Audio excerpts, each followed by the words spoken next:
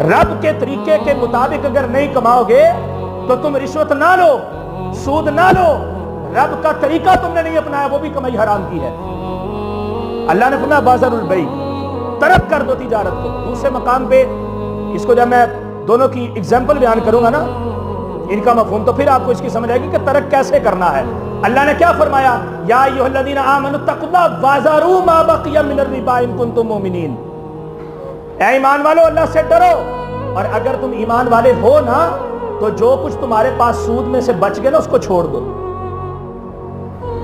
جب تم نے نیت کر لی، توبہ کی، سود کو چھوڑنے کی کر لی، اربوں روپیہ پڑا ہوا ہے بینک میں، ہے سود کا، لیکن تم نے کہا کہ نہیں، میں نے توبہ کی ہے، یہ اربوں روپیہ پانی کی طرح میں آگ لگا کے چلا دوں گا، اس کو ختم کر دوں گا، لیکن میں اس روپے سے فائدہ نہیں اٹھاؤں گا۔